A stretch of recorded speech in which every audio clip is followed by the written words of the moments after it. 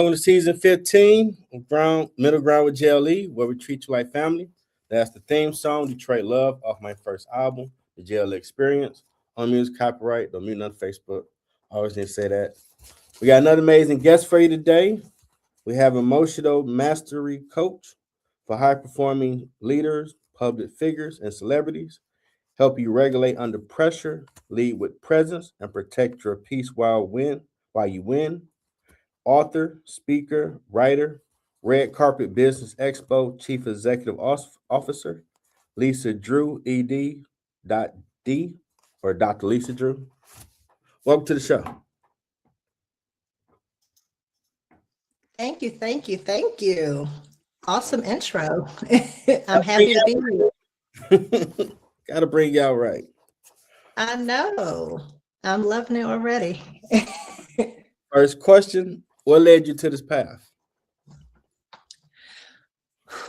So my background is in education. I always, even when I was younger, my first job was in daycare. I've always done something with the youth, trying to teach the youth, help keeping them safe, taking them to the next level. So that was the first half of my journey, I guess. And that's what my doctorate is in as well, educational leadership. I taught high school English for over 10 years. I loved every moment of it. Wow. The challenges just made it better, which I don't know if I'm a glutton for punishment, but yeah, high school, that's tough. high school. But the wonderful part of it is they're still babies. Like they try to put up a tough exterior, but the real them is right underneath that layer, right? So it was a good experience being able to see them learn and grow and graduate and then come back and talk to you. And it was beautiful. But even while I was doing that, I was a life coach. So I did transition into my brand of emotional mastery coaching, just through the process of working through my own emotions, right? Because we all go through hard things in life. We all go through our challenges. And I was able to develop a method that was effective on me, effective on other people. And you mentioned my business, Red Carpet Business Expo. I was working with a lot of business owners doing the expos, and that's when I started coaching business owners and helping them through a lot of challenges that they had and overcoming things like imposter syndrome and just fear of public speaking and fear of,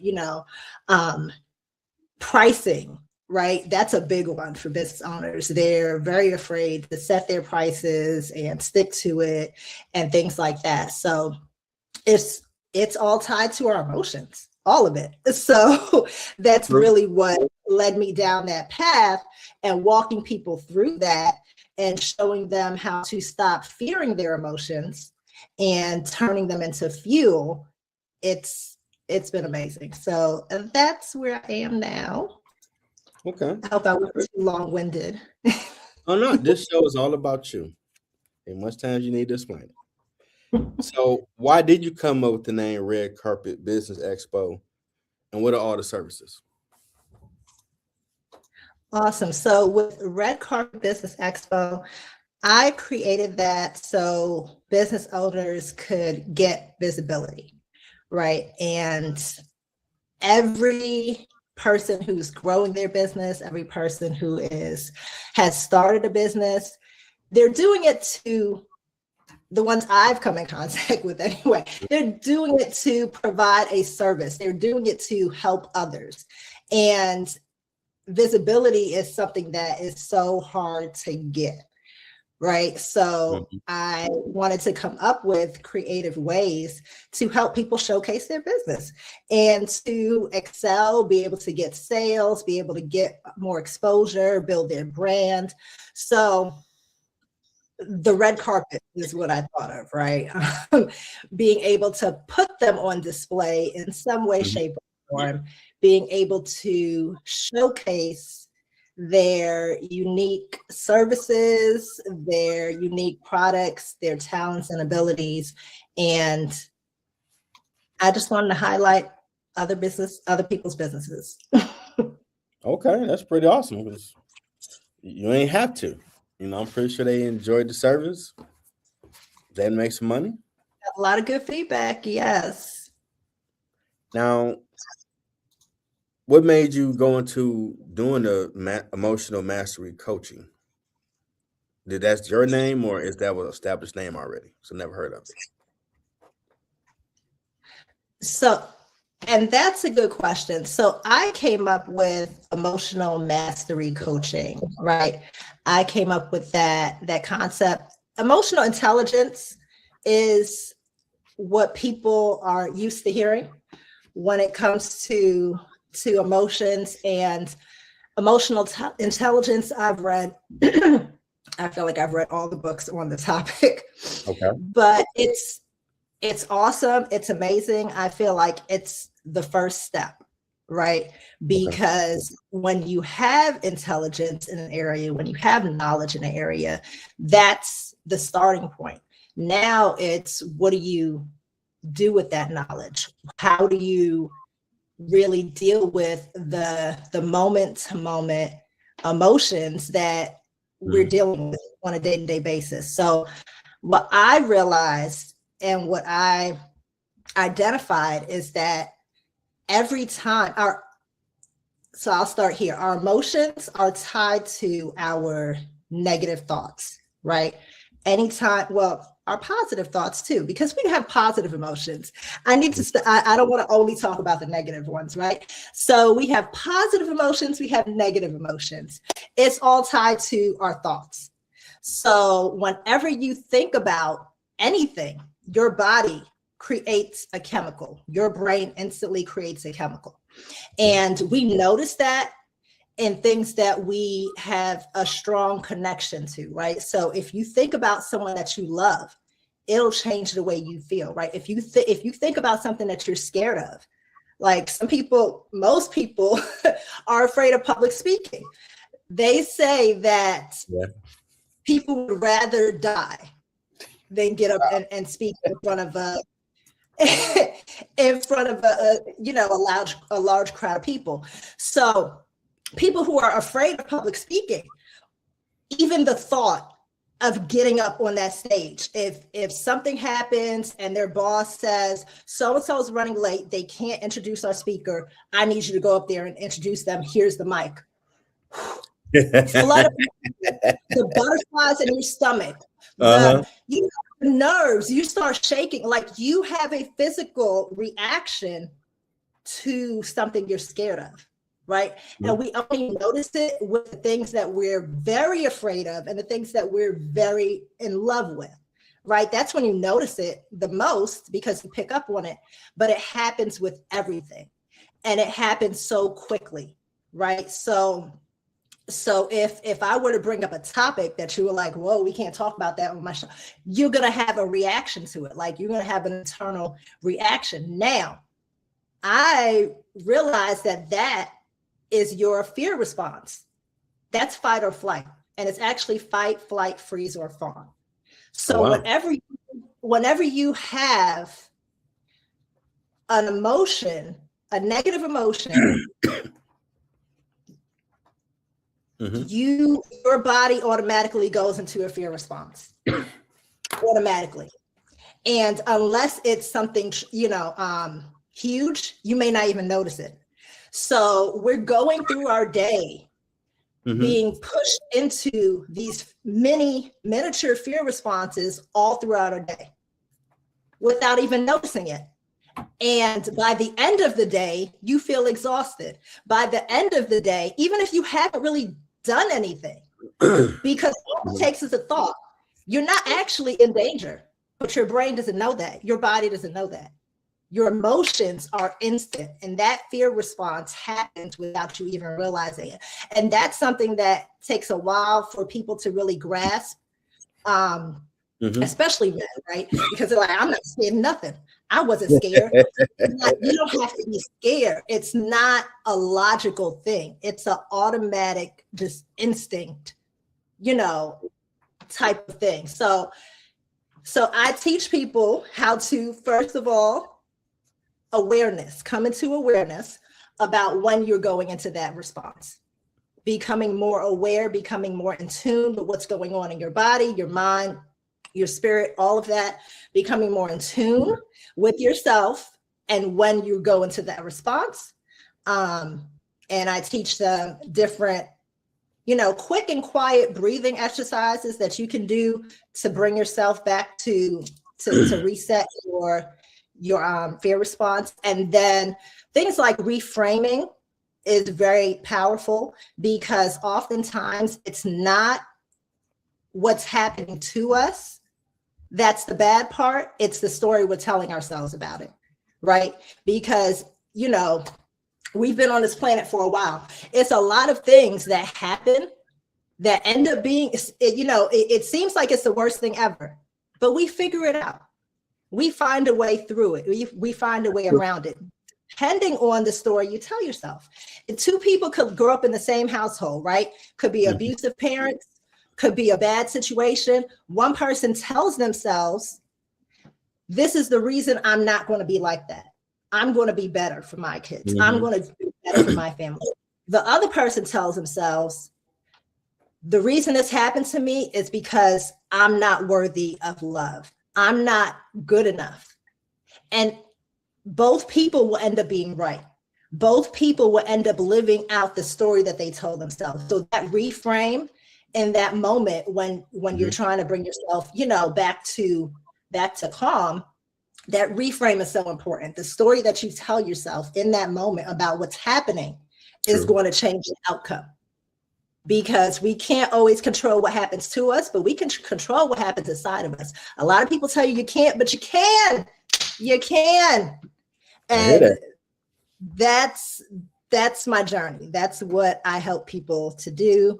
And it has been amazing since I've been on this path. It's awesome. Now, what are the differences in coaching celebrities, public figures compared to everyday people? Not much. Okay. Everybody is the same at their core. And you see it too, right? You see it in the situations that they get themselves into. It's a lot of the same, and people are, usually in shock and in awe, and people have a lot to say when public figures get caught up in scandals, right? Because we think that they're different. We think that they have something figured out that they don't have figured out. We hold them to a different standard. So, I mean, there are some differences in terms of, they're generally asking and trying to find out, how do I stay calm, again, in front of a large crowd? Or how do I, make this decision? But the process is the same, because our nervous systems are all the same. So they're not that much different than everyone else. We're all human. So it's the same process. They may come with different questions or different challenges, but it's the same method that I teach to when I'm working with a parent who wants to stop parenting out of a fear state, right? Because if you, I know as a parent, I used to parent out of fear, and I still feel that coming up. And when I say that, when we see our kids, and I hear one of my kids about to come downstairs, when we see our kids make a mistake and we're correcting them, 9 times out of 10, we're correcting them while we're feeling worried for them. We're correcting them while we're feeling like, did I fail? Did I do something wrong? You know, we're correcting them, and we're in a dysregulated state. We're upset. We are scared that if we don't find a way to fix this, they're not going to be successful, right? But if we parent from that state, if we lead from that state, if we, you know, if we're on camera in that dysregulated state, it's going to show. It's going to show. And the kid is going to feel, they're not going to feel the love that you think you're expressing. They're going to feel that you're upset. They're going to feel that you're fearful, and they're going to become more fearful. They're going to become more anxious. And that's a big problem with our youth of today. A lot of them are just so anxious and nervous about everything, but they're getting that from their environment. They're getting that from their parents. They're getting that from the teachers. And I can say that because I used to be a teacher. The teachers are fearful because if you don't learn this, it's going to look bad on me. If you can't pass this test that we're about to take, they're going to think I did something wrong. So it just kind of snowballs and keeps going. But it's the same method for everybody, because it's the same pattern that's going on in everybody. Okay, because I mean, I guess regular people, you'll look at it. You worked that hard to get all that, and you did what to jeopardize it? That don't make sense. But we still make they're sense. a regular person too. Yeah. They're still a regular person. And when you get upset, you get upset. If no one really taught you how to, I mean, we're taught just don't do nothing bad. Okay, but what does that mean when your emotions are raging and you're in fight or flight? Like, that's everything in you is saying to fight. And that can be verbally, that can be physically, that can be, you know, that can be in so many different ways. And then it's like you get overwhelmed. You get overwhelmed, especially when you're not dealing with the little things throughout the day, especially when you're not dealing with the past issues too. But that's a whole another story. A lot of people ain't dealing with it builds up over time. Yeah. What made you become an author? So my background, I told you my background is in education. So I taught English, and I don't know, I love writing. I love teaching through writing. And I also felt like it was a really good way to explain these concepts. Okay. Actually being there to explain it, right? Because I want people to be able to to pick up a book, to pick up one of my workbooks or one of my books or whatever it is, and be able to understand the completeness of what I'm teaching. And it is helpful when I have them read one of my books, especially before we have a coaching session, because you come in with the understanding of the concepts, as opposed to me starting from scratch, right? You can get a lot, especially if you want to, you know, just do a month worth of coaching and get a lot more accomplished than having to do, like, you know, 6 months of it or whatever. They can get a lot more out of reading the book, because in a 1 hour coaching session, I can't talk that fast. Even if I wanted to, I couldn't talk that fast and give you all the information. So again, if they read the book, they have the knowledge, they can even come in with specific questions, or, you know, or say, well, I saw this part. Can you explain that more and teach me how, you know, walk me through applying it, as opposed to I'm starting everything from scratch. And, you know, it speeds up the process for the client. It speeds up the process for the client. I was on your author page. I put the link on here for everybody. I'm like, 20 books? She a Hall of Famer with this author stuff. That's a lot. So some of them are workbooks. Some Hey, of you still them, published it. Still published it. the workbook is the Fear Not book. So and I actually have them here. So this one is the regular self-help book. So this is the smaller one for Fear Not. And then the bigger one is the workbook. And that concept is just based on, like I said before, all of our negative emotions are rooted in fear. Actually, I may not have said that yet. All of our negative emotions are rooted in fear. So if someone has imposter syndrome, that's fear that people aren't going to believe that you should have the position that you have, right? If someone has, negative emotions about love, that's the fear that you won't be accepted, the fear that someone's trying to take advantage. It's all rooted in fear. So it's there are exercises in it, there are strategies to help us to not go into that fear response as often, to do those mindset shifts, to do the work beforehand, and it helps us to just feel calm and peace throughout the day. That's what a lot of my clients tell me. They're like, okay, I just felt calm. And I'm like, yes. Yes. Now, I see you went to Hampton University. I did. HU. What was that moment that's have you say, I want to be a teacher? Because everybody ain't called to do that. Some people just, I'm taking the paycheck, shut up, do the assignment, but to really care and put that nurturing and sow into a student so they can become better, that's a superpower. Is it? Yeah, that's super. I know why you say that.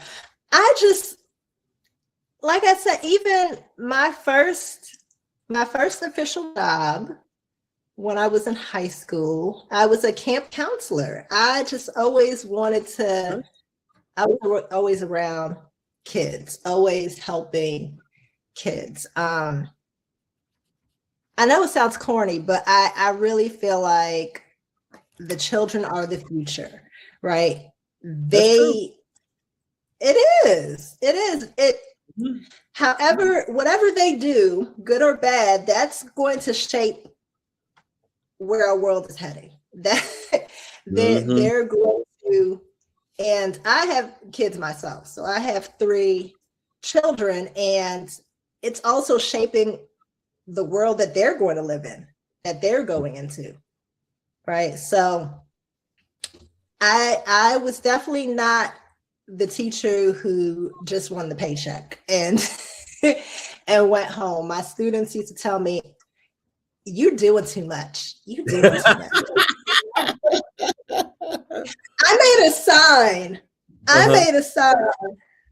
It was on cardboard, and I decorated it, and I put it on the front of my desk. And I was like, it's not that I'm doing too much. You're not doing enough. So I would play with them. I would, I would joke around with them. But yes, I did too much. I made them write those essays. I made them learn how to do their thesis statement. I made them learn the difference between connotation and denotation. And if any of them come across this video, they're going to have so many comments underneath this video. You sound like my aunt. She was, we couldn't stand it back in 96, but we got out of school, went to college, like, English, easy. I guess Miss Thompson she put us through hell, but it made us sweet. And I wasn't trying to put them through hell. I just knew, because with whatever they went in, whatever field that they went into, if you are able to write and articulate your ideas, That's your money maker right there, especially so many people are afraid of speaking. Even if you go into engineering and you're not scared of getting up and presenting in front of people, you will get paid more. You will be able to command more. So I really wanted the best for them. And I hope they saw that. And I would always say, I know y'all think I'm mean. And they would say, we don't think you're mean. So they didn't seem to think I was mean, but they did this. The administrators, the guidance counselors, they always gave me and I'm doing air quotes, the difficult kids, right? Because they're like, well, they're not going to mess with you. They listen to you. But I think a big part of it was that when I gave them their assignment, when I gave them the work, I expected them to do it, right? It gets to a point where sometimes teachers stop expecting that the kid is going to do it. And that comes across with the way you give the assignment. That comes across in the way that you speak to them, the words that you end up choosing, right? Even because I, like I told you, I have children now, so I speak with their teachers. I speak with other teachers who are still, I still have coworkers that I talk to, and a lot of them are just like, these kids nowadays are just lazy. These kids are just lazy. And if that's and I know why they're saying that. I know the root, right? I understand why you're saying that. But if you expect them to be lazy and you expect them not to listen, that's what you're going to get. And it is hard to go in there every day and expect them to do it, but you get a different outcome. Does it work every time? No, but it's going to work more than you just treating them like they're lazy. And yeah, you don't give up. Yeah, you don't give up on them. Shout out to the teachers, because some kids need that, because they probably dealt with people that have given up on them.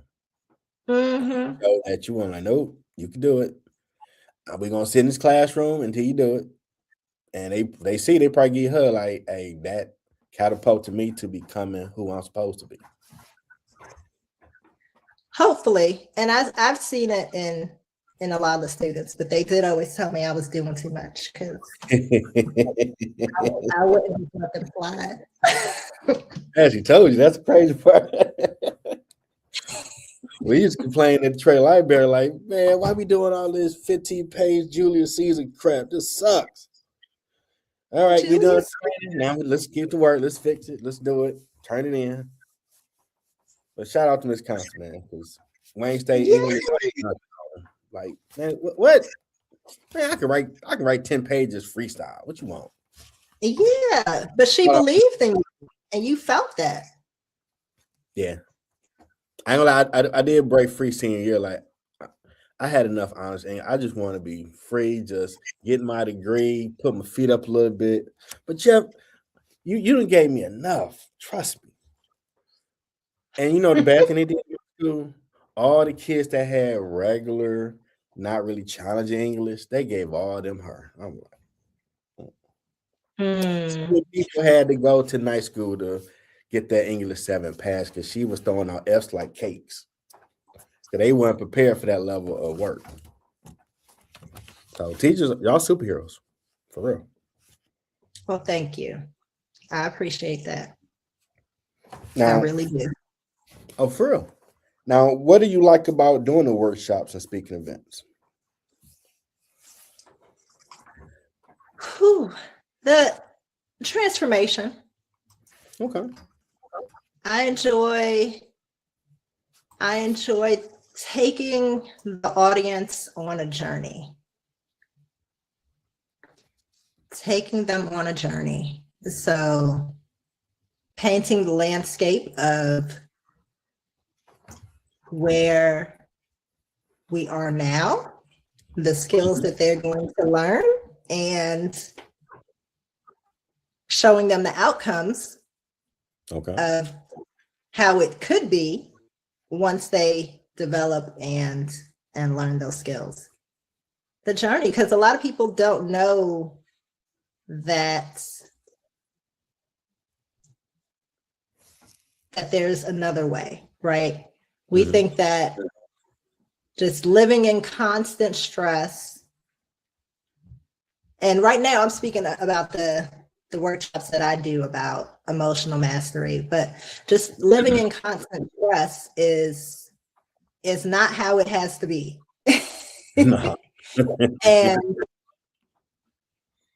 and not too many people know that.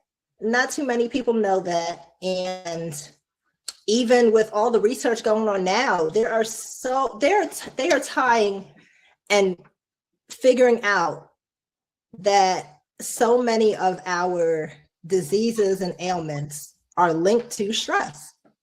And not just, regular stress, the constant stress, because as humans, we ruminate on things. We keep thinking about the same thing over and over and over again. And when you're in a stress state, your body is pumping out adrenaline. Your body is trying to get you ready. Your heart's beating faster. You're sweating. All these things are happening, and you're not healing.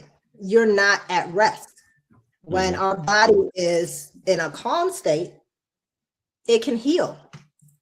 It can heal itself. So even on that level, where your health can improve, your relationships can improve, your leadership can improve, everything around it can improve. That's something that I love teaching people. So with Red Carpet Business Expo, we also do workshops on how to grow your business and how to market yourself, how to build your brand, how to write your own books. We do workshops like that as well. So of course those are all taught by me. I do have other people that come in and teach some of those, but again, just helping people learn and grow is something that has always been just a love of mine. Okay. Well, we reached the point in the show where you promote what you got going on. Floor is yours. Oh, okay. So I am an author. So you did say that you're posting that in the comments. So I already showed you 2 of my books. One of them that's near and dear to my heart, I'm not sure if you saw this one. It's the Wheel C theory. Okay. And that again is teaching reframing, right? So that's based on, and I'll share the quick story. That's based on an old parable about a farmer and his horse. So I'll say it quickly. So the farmer had a horse and his horse ran away. Everyone in the village came by and said, "Oh, such a sad thing. We're so sorry for you." And the farmer said, "We'll see." So 2 days later, the horse comes back with 2 wild horses. Everyone in the village comes over and says, "This is such good news for you. Congratulations," right? And the farmer says, "We'll see." So his son was breaking in one of the horses. The horse throws him off and he breaks his leg. Everyone comes by, bringing food, bringing things just to give their condolences. "We're so sorry that this happened." The farmer says, "We'll see." So a few days later, the army officials come by, and they are taking all of the able-bodied young men to go off to war. Now, the farmer's son didn't get taken because he had a broken leg, so he couldn't fight. So everyone comes by and they say, they're giving a report, so-and-so got taken, or, my husband had to go, my son had to go. And they're like, "Well, we're happy for you that your son got to stay. This is such good news. And the farmer said, we'll see. So the moral and the message and the different stories and strategies in the book just is teaching and explaining that sometimes we're too quick to assign a positive or a negative meaning to things that happen in our lives. We love to say, oh, this is good or this is bad, right? And on the front, it says, don't curse the rain.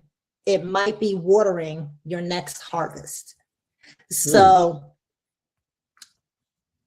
it's again, that reframing part that I talked about, and learning that mentality and beginning to live from that mentality is going to help us not keep going into that fear response every time something happens, because we're not telling ourselves it's bad. Even if it looks bad, you don't know what the outcome is going to be, right? And even with COVID, right? So I'll bring that up as an example. You know, there's so many horrible things that happened with COVID. I lost family members. So many people lost family members. But when you speak to each of those people, there were good things that happened too. I mean, you know, I don't want to get into too many examples. I know we're late on time, but there are so many good things that happen. A lot of families said that, you know, they were able to get closer together. They spent more time with each other. They found out ways to spend time with each other that they hadn't done before. It's so many different softwares came about where now you can do business in so many other countries a lot easier, because you used to feel like you had to do everything in person, but that totally shifted. A lot of things shifted. A lot of new types of businesses were formed. A lot of this, a lot of that. So yes, it was negative. It was traumatic for all of us. But if you focus on the negative, that's going to put you in a certain state, which I'm very, I can talk about the law of attraction and that whole thing for hours. But if you stay in that state too long, you'll start attracting negative things to you. You're now exuding a certain energy, and that energy that you put out is going to come back to you. It has to. That's how all of that works. So it's just that mindset shift that helps so much. And I'll end with this. So feel free to check out the author page that has all the books. I can't go into them, all of them right now, but this is a new one. This is a children's book, the Will See series. You see the farmer and the horse, and I have a young one. I have a 6-year-old. So this one came about because of him, and I am going to start sharing it with different elementary schools, because again, emotional mastery is something that the kids need so much as well.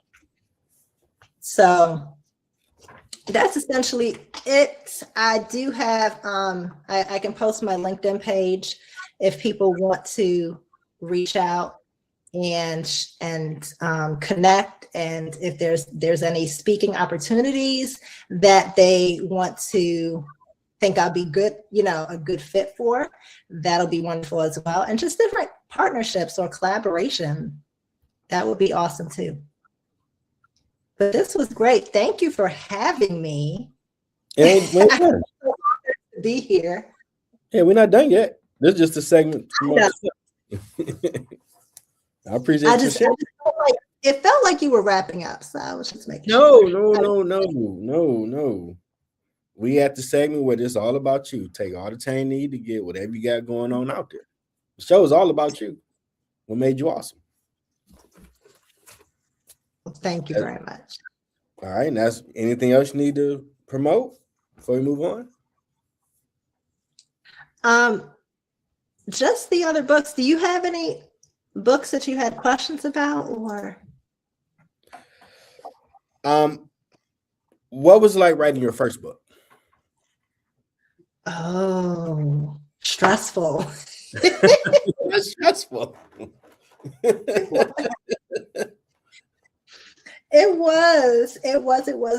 So I'm glad you asked that. So it was actually that was a big hump for me to get over with that with that first book. I had started so many books that I never put out. So I had so many drafts, right? And then anytime I would get anywhere close to finishing one of them, I would switch to something else. Nice. But this was before I realized that, again, that was the fear response. That was me running from, just being nervous of putting myself out there, just trying to avoid it. That whole flight, aspect of it. I'm saying that. So I did that a lot, which is probably another reason why I have so many out there now that are finally finished, because along the way I had started so many of them. So what actually changed that for me was I was helping, and my son is in college now. He's 19. Okay. I was helping my son because I had homeschooled him for a little while. I was helping him finish one of his books because I pushed him to start writing a book. We had the draft done, and then I told him, okay, well, I need you to go through it, read through it again, and see if there's anything that you want to change or put in or this or that. He's like, no, publish it. I'm like, no, that's not how it works. You need to do this over and over again, and you need to reread, then you need to go back through, then you need to check this, you need to check that. He's like, no, publish it. Yeah, I reread my latest book 3-4 times before I published it. Yeah. And just hearing him just so confidently be fine with putting it out there. So I published it. And then after it was out and then people gave feedback, there were things that he went back and changed. But I'm like, I could do that. Why didn't I do that? And it's crazy. And a lot of times you can learn so much from children, right? From the mouth of babes. And that was something too. And this is bringing me back to, my years of teaching. I hope I taught my students a lot, but they taught me a lot too, right? And it's just a journey. It's a journey. But that's how I felt publishing my first book. And then it just kept going from there. After I got over that initial fear, which is something that is something else with the whole fear not and switching your mindset, because when we finally face whatever fears we have, we realize it wasn't that scary to begin with. Like, the thoughts that we had about it were scarier. The fact that we kept thinking about it and we let it make us freeze. We let it stop us, right? That was the worst part about it. When you actually do the thing that you're so afraid of, you realize it wasn't that scary. And I don't mean dangerous things. Anytime. Oh, I'm sorry. Go ahead. What was your emotion right after you hit send for your first book? It was a rush. Okay. It was a rush. Shock. Like, wow, you actually put that out there. Okay. It was still some fear. It was still some fear there. So I do the self-publishing through Amazon. So what's good about that is that it doesn't actually publish it right away.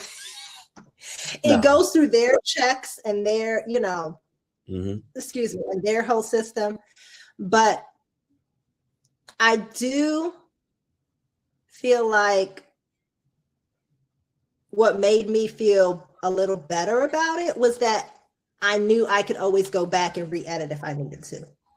Right. Mm-hmm. Because even now, some people, people leave comments and say, well, it should have had this. And I'm like, well, here we go. I'm gonna change, and I'll go and redo whatever whole section. Cause I'm like, if that'll help the people understand it better, then Okay. thanks for giving me free advice about if I get a bad review, then that's not, I paid for it that way. It's not really free advice, but Mm-hmm.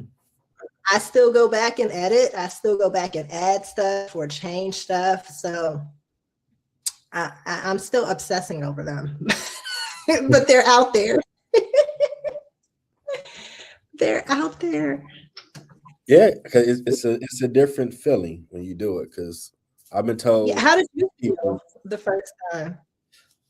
Well, I was procrastinating because I wrote it in less than 2 weeks back in Nice. 21. But Mm-hmm.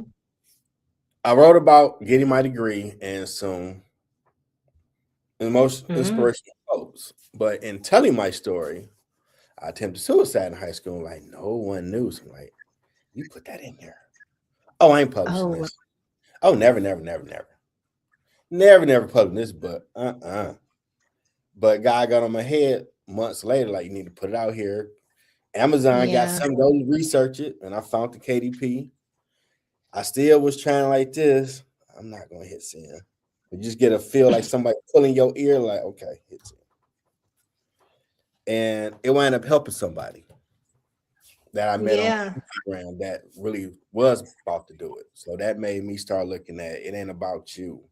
Whatever gifts God, you got to put them out there to the world. But yeah, I was never gonna put that out there. Like, oh no, they're not gonna clutch my imaginary pearls. They don't need to know that about me. Oh no. Mm-mm. But now it's like, okay, well, what I need to write about now? What's this story about? What's this about? And some people still are paralyzed. To me, it's like paralyzed to write.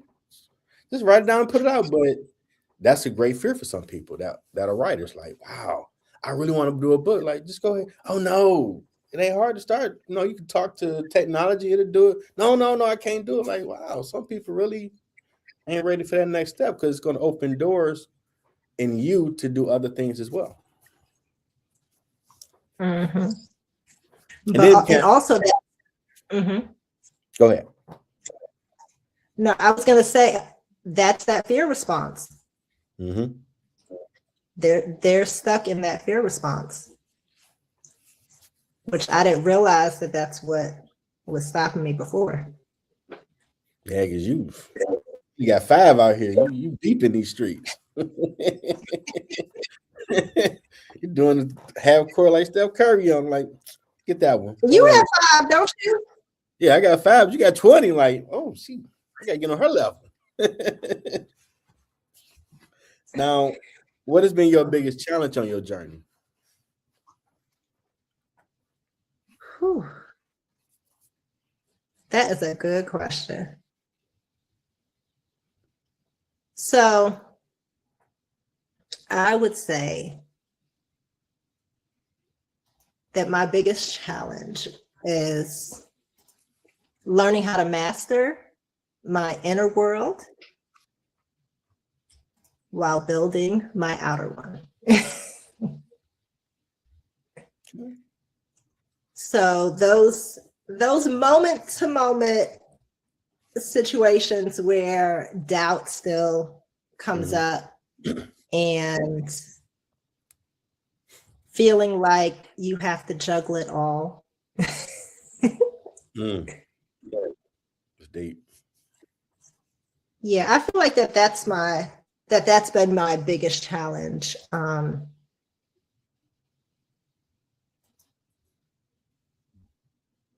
Okay. But I feel like I also turned it into my biggest power because I feel like I had to get good at juggling it all and not allowing it to overwhelm me, if that Okay. makes any sense. I get it. I feel like it was like, okay, well, either I'm going to figure this out or it's going to mess me up, right? Mm-hmm. Either I'm going to learn how to swim over this wave or I'm going to get drowned by it. It was like a sink or swim moment. Okay. I understand that. Now, You sound like you had a story about that. well, even doing this, I just wanted to just do one season. I had no idea it'd put all those titles down there. I was just a music person. That was it. Mhm. And once I started doing this, which wasn't to interview anybody, and to see now over 300 some episodes, 15 seasons, Mhm. you couldn't tell me that when I was about to graduate in 2020. You're gonna be doing this. Like, no, I'm doing music and maybe something else, but I ain't trying to interview. I'm an introvert, extrovert. I don't like people like that. No, I won't talk to them like that. Can't do it. It's amazing. I do music. I only tell people I sing. Like, I ain't doing that. So to see the growth, like, wow, Yeah. I didn't see that. Some people like we saw that in you, but you just weren't comfortable really being you. So I understand that because you got to find that Nice. comfort. Yeah. That's Now, true. in your words, what has been your biggest impact in the community?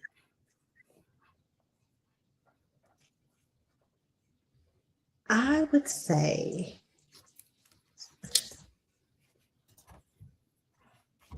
my biggest impact has been working with business owners and helping them get over their fears,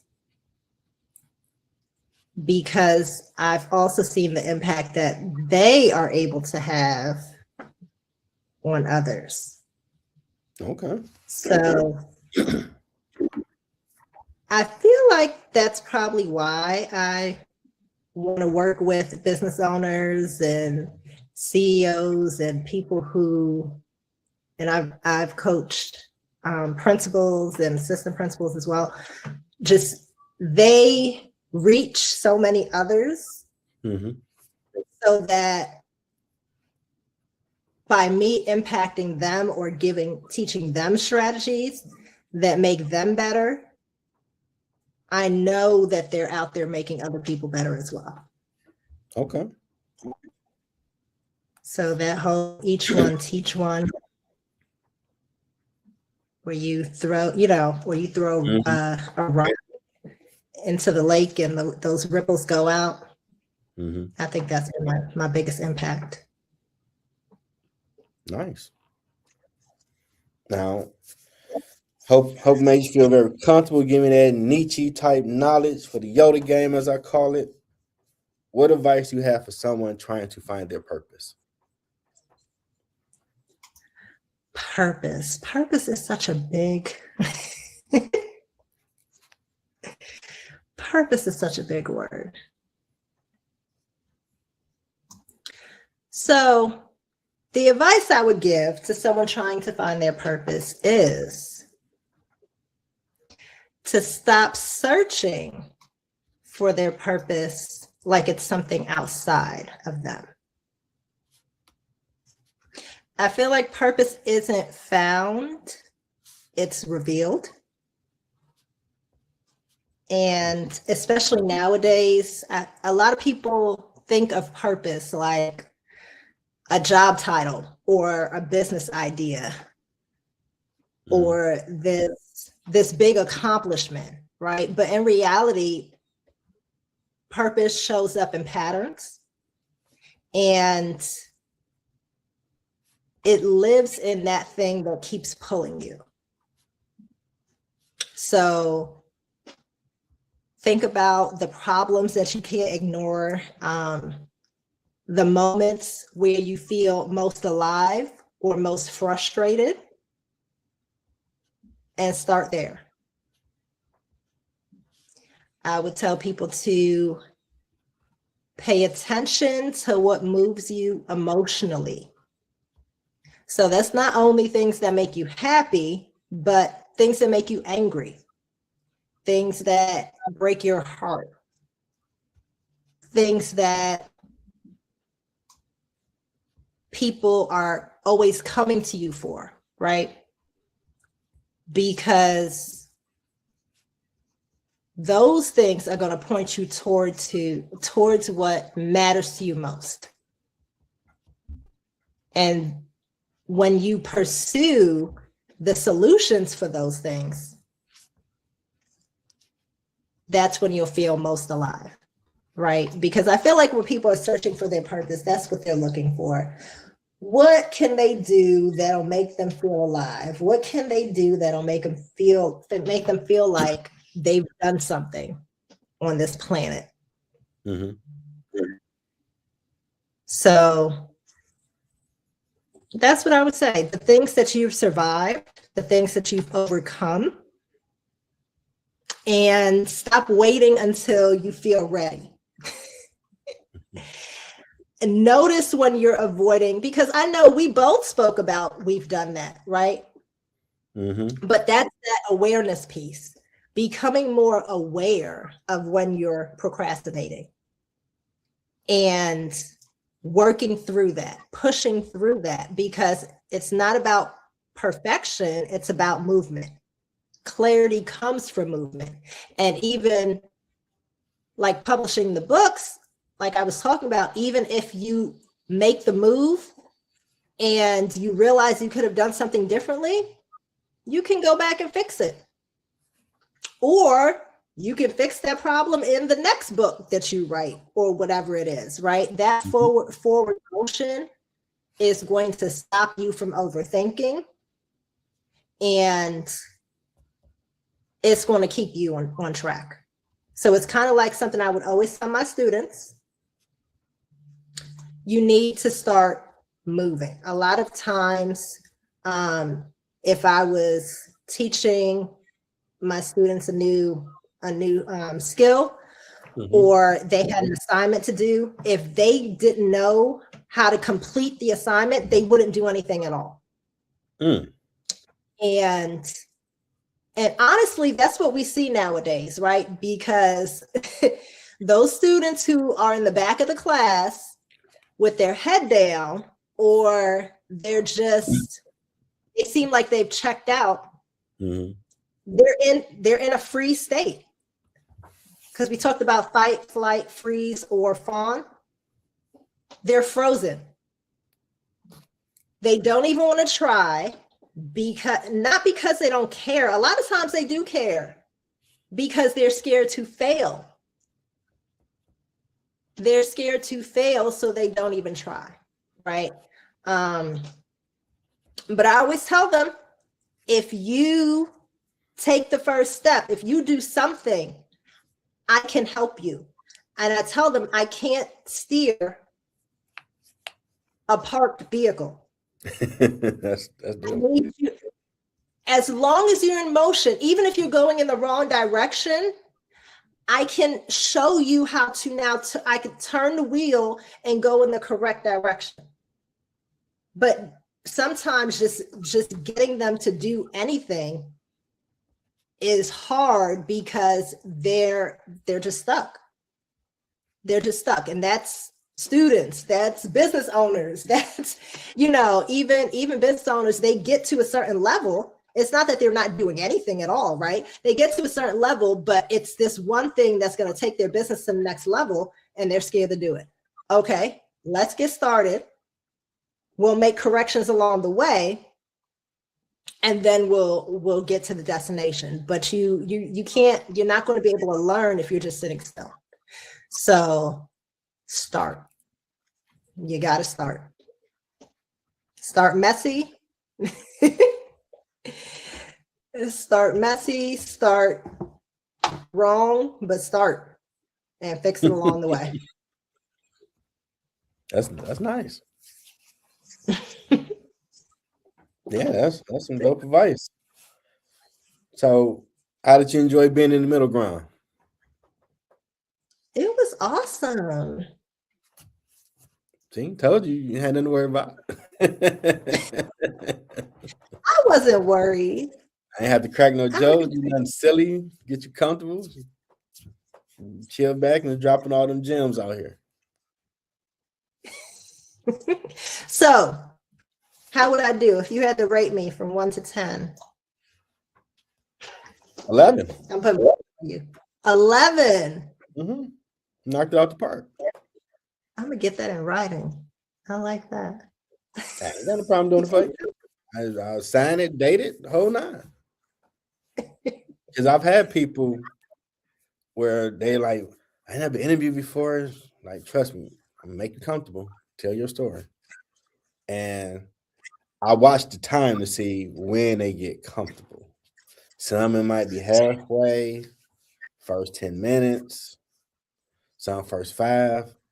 But when they do, they really start giving out that great info.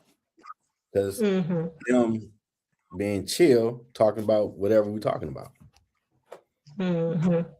So I've yet to have someone I have to make jokes, do something crazy, silly to get them comfortable, but I will. Because the goal is to get the best advice for that last question while I celebrate what they've done to be awesome. Nice. I like it. You got the magic touch. I try. You have the magic touch. Look forward to being on your show when you want me on there. Yes, and I forgot to talk about that. We got time. Talk about the show. New podcast. I do have a new podcast coming out. It's gonna be called the Lisa Drew Podcast. I know it's not very It's an awesome name. I was going back and forth about names, but I've decided upon the Lisa Drew Podcast. The Lisa Drew Podcast. What's the content? So it is going to be about emotional mastery. It's going to be about life coaching. And I am going to merge it with Red Carpet Business Expo and then also have business owners on there so that they can talk about their path to emotional mastery. Nice. I'm gonna try to weave it together. But mainly it's about helping people to overcome their fears, overcome their challenges so that they can accomplish their goals. And then honestly, it's a lot of people that I meet who have accomplished great things, but they're not enjoying what they've accomplished because they're stressed all the time, because they're fearful that something's going to happen and it's going to get snatched away. So that's part of it as well. The journey, the emotional journey, the inner work. So when's coming out? So we talked about it. I did my first interview last week. Okay. So I'm going to post that. I'm going to post that Wednesday. And where can we Wednesday. YouTube right now. Okay. My YouTube channel. So I think I should be able to post that like in the comments. Is that how this works? Yeah, what's your YouTube channel?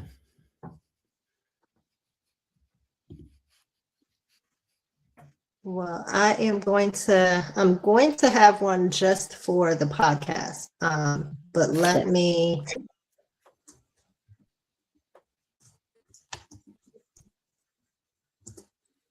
I could give you the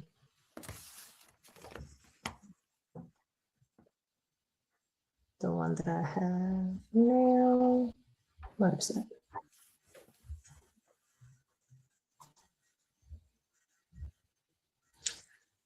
And then I am going to also have it on Podbean. Okay.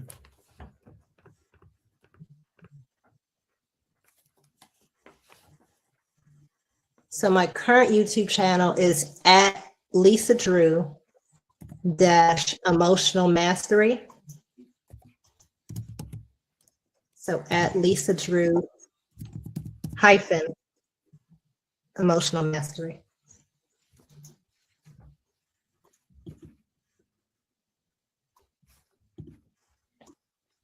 That it?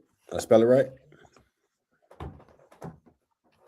That is correct. All right, I switched the banner so that could be added on the screen. That is perfect. Lisa Drew. So feel free, guys. I know you're on there already. We followed each other, but anyone listening, feel free to subscribe, like, comment, provide feedback if you have any suggestions about what you want to see for future videos. I take suggestions as well.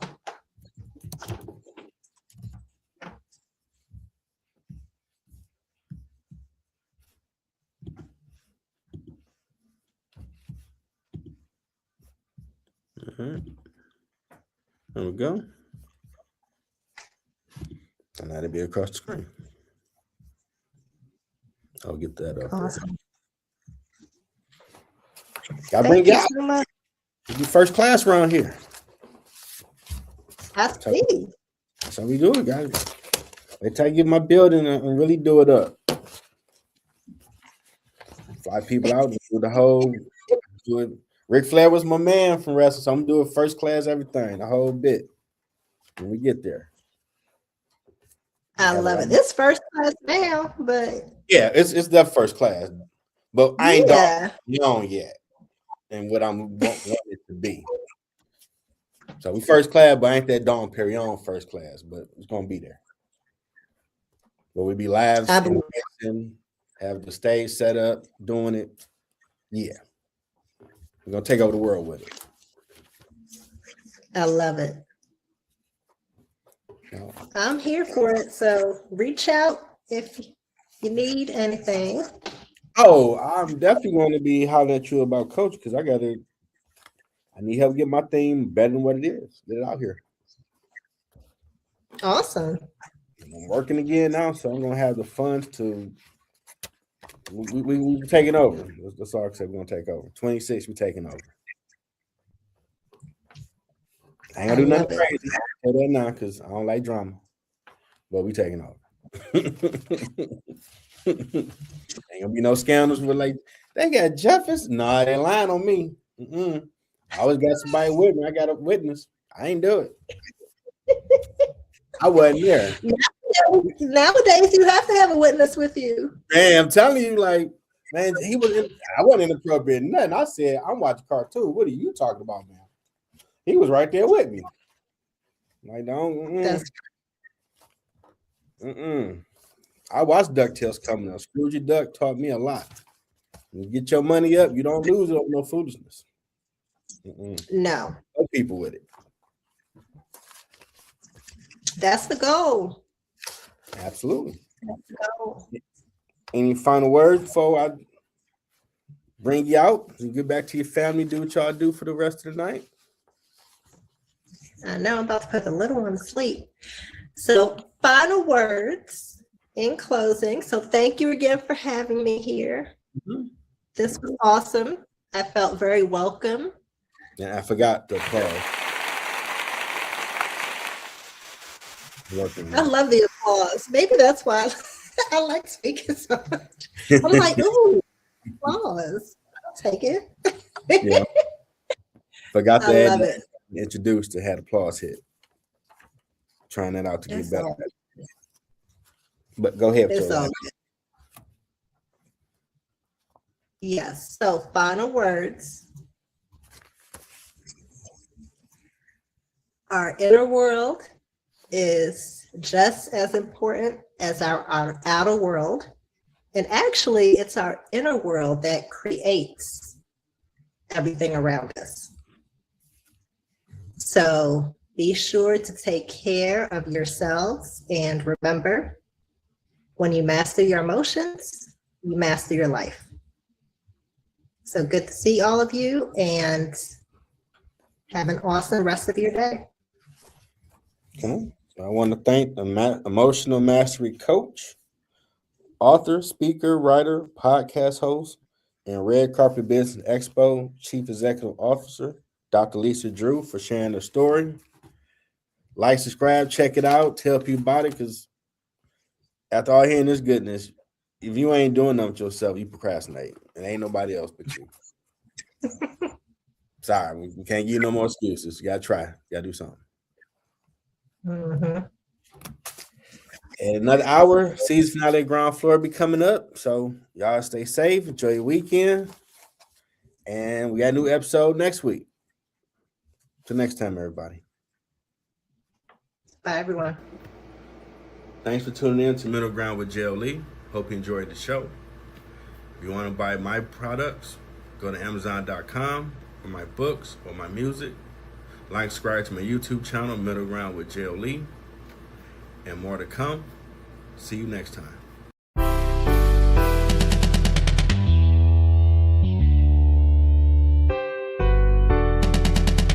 Detroit, welcome to the D, baby. 313